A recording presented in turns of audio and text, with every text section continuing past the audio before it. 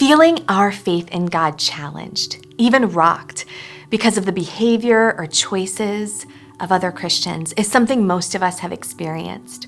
Whether it's a well-known Christian author, a local church leader, someone who sits down the row from us on Sunday, or someone who sits across the table from us at breakfast, most of us know what it's like to look at a person's life, a person who claims to follow Jesus, then look to the scriptures and see that something doesn't add up.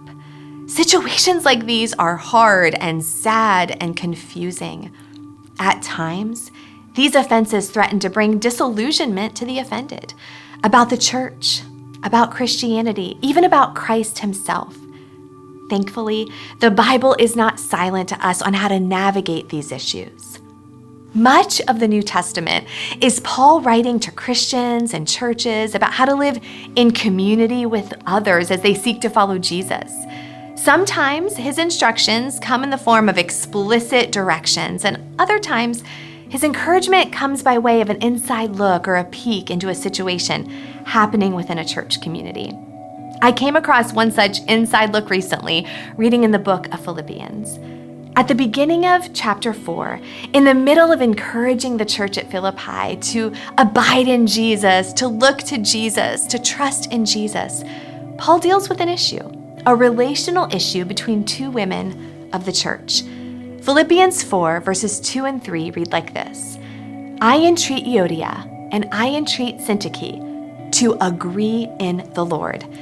Yes, I ask you also, true companion, help these women who have labored side by side with me in the gospel.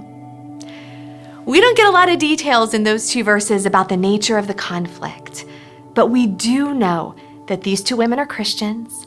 They are part of the church at Philippi. They have served to advance the gospel alongside Paul, and they are in conflict with each other. Without giving us details on the conflict, Paul does offer a path forward.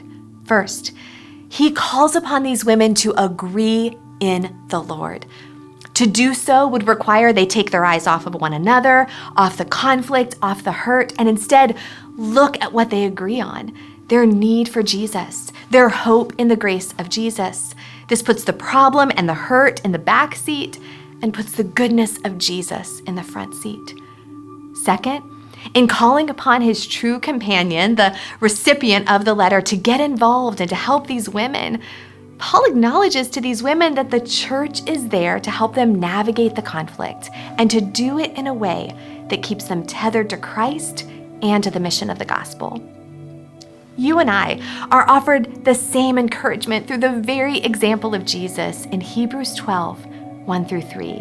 This passage reads like this: Therefore, since we are surrounded by so great a cloud of witnesses, let us also lay aside every weight and sin which clings so closely, and let us run with endurance the race that is set before us, looking to Jesus, the founder and perfecter of our faith, who, for the joy that was set before him, endured the cross, despising its shame, and is seated at the right hand of the throne of God. Consider him who endured from sinners such hostility against himself, so that you may not grow weary or faint-hearted. To the weary or faint-hearted, consider Jesus. To those who have been hurt or disappointed by other Christians, consider Jesus.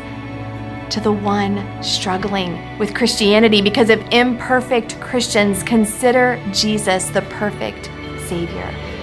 He is no stranger to disappointment. He is no stranger to hurt inflicted upon himself by those who claim to follow him.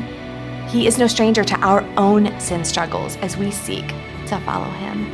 Look to Jesus. Jesus will not disappoint.